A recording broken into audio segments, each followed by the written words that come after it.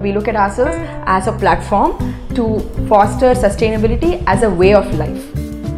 It's also about fostering social innovation, fostering social entrepreneurship.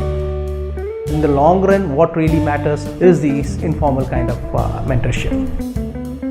So the way to identify social needs is actually to spend a lot of time in the field. One of the ways in which social innovation is driven is informally. Every activity has to be socially relevant.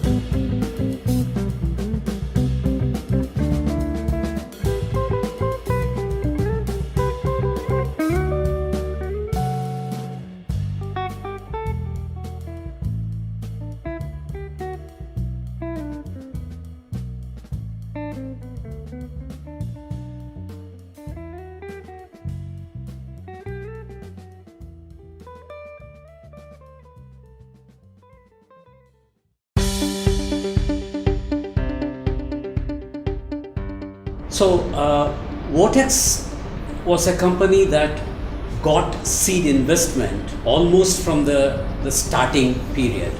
So in 2004, when they started the development, they received seed investment from a few venture capital firms.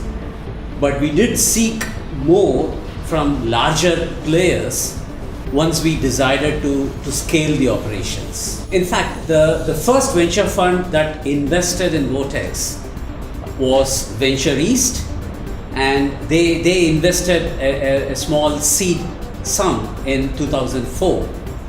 Subsequently, Avishkar came on board in 2006, and both of them were investing till about 2008.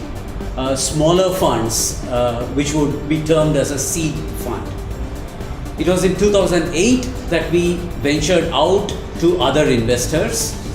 An individual by name Ray Stata invested along with these two funds in 2008, and subsequently we got other investors as well.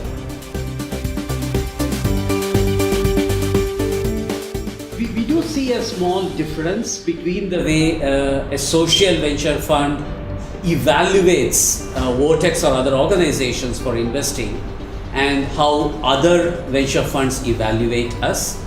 So both these funds do have the same requirements of the profitability of the venture and the viability of the venture. But the social funds also look for an additional value of the organization in making a social impact. So in a way, social funds we see have a slightly larger or a slightly more additional requirement to fund than the other venture funds. But otherwise, in terms of the return on investment and the like, we did not see any difference between a social or a non-social venture fund.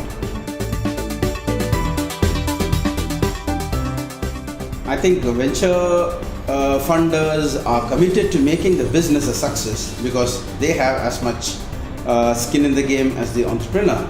So in that sense, there is a natural alignment in the funder bringing their networks and their experience to have an impact on the enterprise itself. But on a practical plane, I think that funders dealing with a portfolio of investments have practical limitations on how much they can play that kind of a role. I think the most important value that a venture funder can provide is in terms of guiding a relatively inexperienced entrepreneur into a path that puts him or her onto scale. But I do not know whether that would happen most of the time. And what I have seen that often venture funding, by providing money ahead of the venture really biting its teeth into the business, actually distracts the entrepreneur from focusing on valuation rather than on the market and postpones important causes of business failure. So I think it's not a very good idea to go for venture funding at a very early stage. It must be deferred as much as possible in the interest of the health of the entrepreneur and the venture. I don't know to what extent an entrepreneur wants to be micromanaged by an external funder, and probably the entrepreneur is more comfortable being left to his or her own devices and learning on the job than be invested with wisdom. So I don't know if that role is often practical or productive, but that is the stated intention of the relationship between the entrepreneur and the fund in most cases.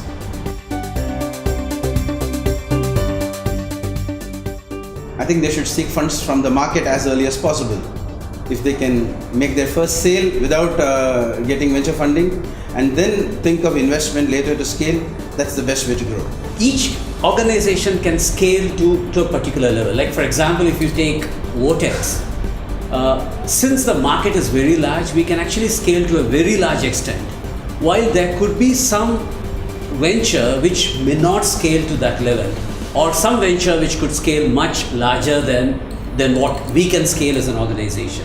So depending on the scale opportunity and depending on the state an organization is in, processes would be required to suit that. Initially, even as Vortex, we probably started out with very few processes till we sold the first 100 ATMs. Because at that time, the intent is to prove a product and not to be ready for growth.